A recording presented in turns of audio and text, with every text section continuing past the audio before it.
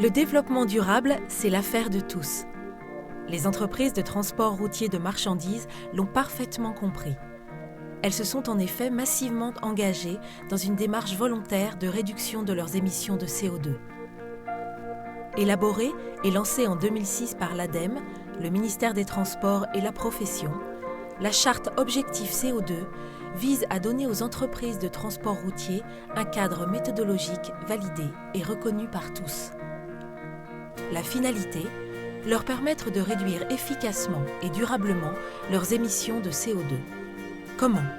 En réduisant la consommation de carburant par l'amélioration technique des véhicules et de leurs équipements, par l'utilisation de carburants et de lubrifiants performants, par la formation à l'éco-conduite et par l'optimisation des flux.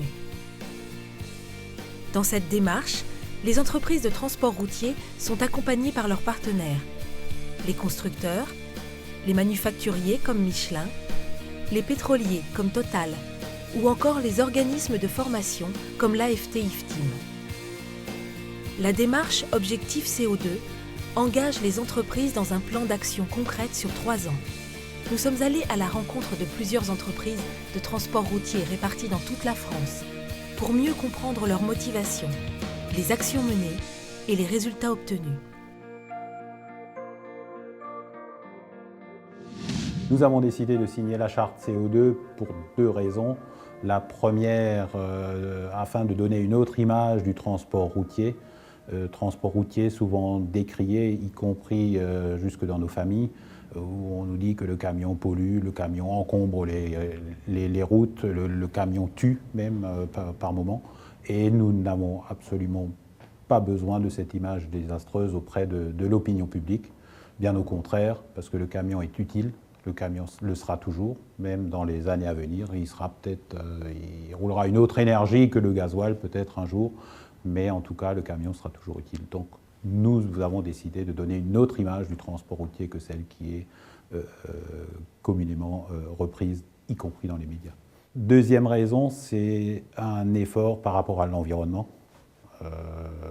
Nous sommes tous conscients qu'il faut faire un effort en tant que citoyen, mais aussi en tant qu'entreprise, pour améliorer la situation de l'environnement et de réduire nos émissions de CO2. Et la charte CO2 nous a vraiment permis à la fois d'identifier nos faiblesses et d'améliorer notre consommation de gasoil.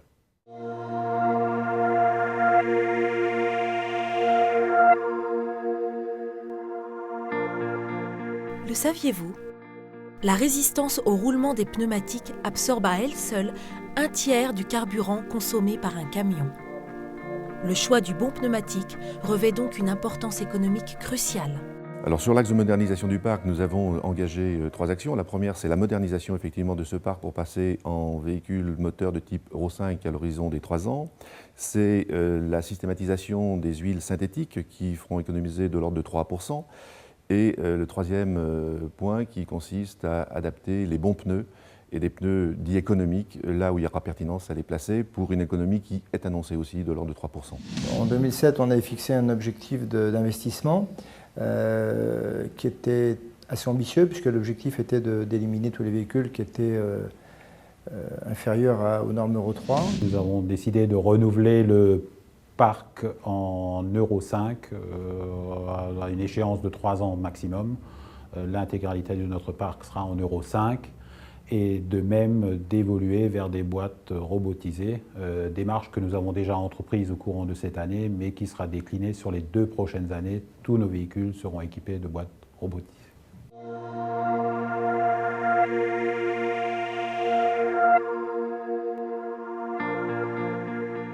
Le saviez-vous ? Un lubrifiant synthétique permet de réaliser une économie de 3% sur la consommation de carburant par rapport à une huile minérale. Nous avons intégré le principe des additifs pour obtenir un meilleur rendement des véhicules.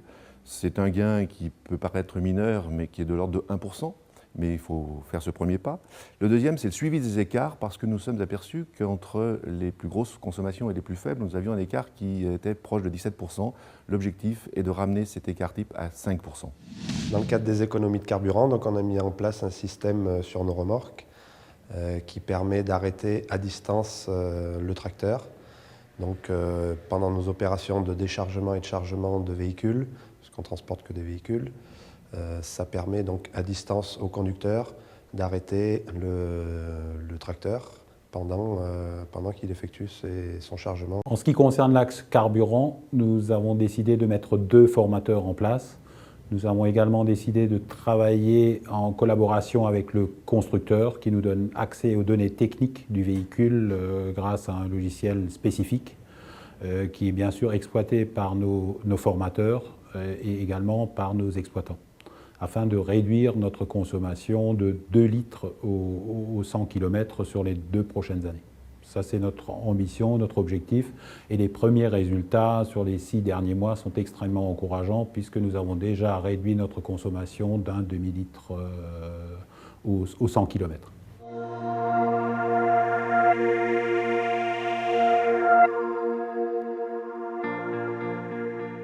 Le saviez-vous ? Les formations à l'éco-conduite permettent de réduire jusqu'à 10% la consommation de carburant par conducteur formé.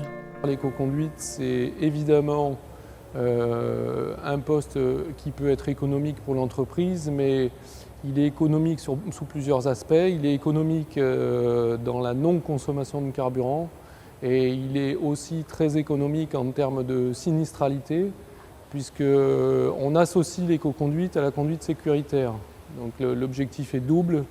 On diminue le risque sur la route en diminuant nos consommations. Au niveau des formations éco-conduite, je dirais que c'est assez simple et je dirais très connu dans notre métier. Il y a une formation dite en salle avec un nombre de conducteurs je dirais multiple, qui peut être une dizaine de conducteurs pour dire que ça reste cohérent. Et ensuite, ces mêmes conducteurs auront fait une conduite de 4 heures. Donc chacun leur tour, ils sont repris avec un formateur la conduite, avec des doubles analyses, une analyse de départ, une critique et une analyse de fin pour pouvoir comparer. Donc c'est quelque chose qu'ils apprécient, puisqu'ils sont habitués à des formations. Nos conducteurs ont des formations FCO, c'est-à-dire au niveau de la sécurité, et une formation éco-conduite est un peu l'accompagnement de ces formations qu'on a tous les 5 ans. Les objectifs que nous nous sommes fixés sont clairement identifiés, c'est de former l'intégralité de nos chauffeurs d'ici la fin de cette année. D'ici la fin 2010, tous les chauffeurs doivent avoir participé à une session d'éco-conduite, premièrement. Et l'objectif clair, c'est de réduire notre consommation de 2 litres au 100 km. Pour ce faire, nous avons également mis un système incitatif en place qui est de récompenser les chauffeurs les plus méritants, les plus performants, mais aussi ceux qui nous engendrent la meilleure progression. La formation est bien perçue par les conducteurs, dans la mesure où ils savent que dès qu'ils commencent leur formation, ce sera pour améliorer leurs conditions, pour améliorer leur savoir-faire. Et ça, je crois que c'est quelque chose d'important. La formation, pour moi, c'est vraiment de prendre plus conscience de l'anticipation des dangers éventuels sur la route. On essaye de respecter la vitesse, respecter le code de la route déjà pour commencer, et puis respecter aussi la mécanique du véhicule. L'éco-conduite, ce n'est pas simplement la gestion uniquement que du matériel, c'est la gestion du temps, c'est l'organisation du temps. C'est aussi un geste citoyen, puisque de toute façon, l'éco-conduite, même en voiture, on peut le pratiquer et ça nous permet aussi d'économiser avec la voiture. Et moi, c'est vrai que je le fais avec la voiture, y compris avec le camion, mais c'est vrai qu'on se rend compte qu'on consomme moins, donc on pollue moins. Donc effectivement, pour l'environnement, ça fera du bien.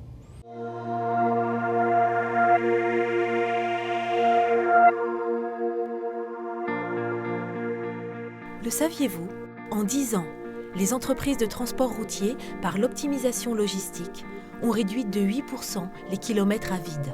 Sur l'optimisation des flux, nous avons mené des actions bien spécifiques, dont une première qui, je pense, est essentielle pour l'ensemble des transporteurs, c'est d'identifier les kilomètres à vide. En ce qui concerne l'optimisation des flux, nous avons investi dans des logiciels de pointage GPS des véhicules, dans des améliorations de notre planning qui nous permettent de réduire les kilomètres à vide. Nous avons une nouvelle personne qui est rentrée aussi à l'organisation chez nous pour recharger au plus près les camions lorsqu'ils sont vides. Comme nous sommes spécialisés dans le transport de l'eau partiel et non pas de l'eau complet. Cette optimisation est d'autant plus importante. Chez nous, nous avons également mis en place des remorques à double étage. Alors ce n'est pas un système qui est méconnu, puisque la messagerie l'utilise depuis très très longtemps, hormis que sur des lignes bien précises, mettre plus de palettes dans une semi, au lieu d'en mettre 33, pouvoir en mettre en moyenne 45 ou 50 en fonction de la typologie et du poids de la marchandise, amène aussi au slogan que j'ai voulu faire apparaître sur les remorques, avec plus de palettes égale moins de CO2. Et là aussi, les clients étaient demandeurs de cette façon de travailler. Dans le transport routier, les démarches économiques et environnementales sont-elles compatibles ? Non seulement l'équation écologie plus économie tient la route, mais elle est absolument indispensable.